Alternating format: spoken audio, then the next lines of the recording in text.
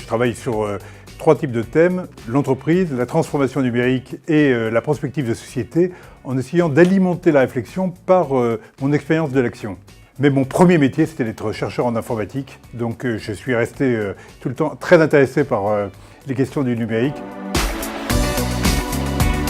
C'est beaucoup la source d'intelligence collective qui est liée au fait de surmonter cet obstacle dingue qui est l'obstacle de l'incompréhension entre les générations, de faire de l'intergénérationnel, faire fonctionner des groupes de travail dans lesquels il y a des gens de mon âge, des gens de 40 ans, des gens de 25 ans, voire moins. Et les façons de raisonner, de voir le monde sont tellement différentes qu'on est facilement intolérant, mais lorsqu'on accepte des règles du jeu qui font qu'on fonctionne ensemble, c'est extrêmement créatif.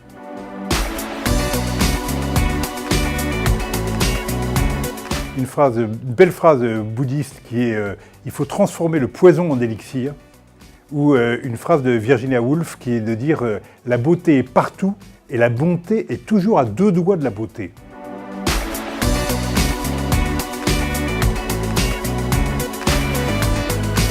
Il a consisté à être parmi les artisans de cette loi informatique et liberté, un des papas de la loi informatique et liberté, ce que j'ai prolongé de différentes manières en étant membre de la commission informatique et liberté, en ayant pris l'initiative du mouvement trop faible en France que l'on a eu de soutien à Edward Snowden, qui est tout de même quelqu'un je trouve, qui a pris des risques absolument étonnants comme citoyen, justement par rapport à l'évolution du monde numérique.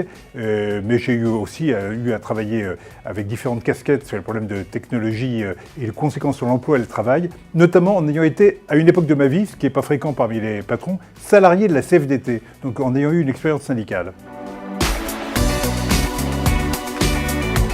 Le citoyen de demain, je pense qu'il sera forcément un peu citoyen du monde. Aujourd'hui, la politique, elle se structure beaucoup en définissant des ennemis. C'est les autres, c'est les gens de l'autre parti, c'est les gens de l'autre nation, c'est les gens de l'autre origine. Aujourd'hui, il est temps de comprendre que l'ennemi, c'est nous-mêmes. On va être 9 milliards et demi, bientôt 10 milliards peut-être d'êtres humains sur Terre. On peut complètement détruire l'écosystème dans lequel on a la chance d'avoir fait régner la vie. Il faut comprendre que les enjeux, ils sont en nous-mêmes, parce que nous sommes tous capables de la meilleure ou de la pire des choses.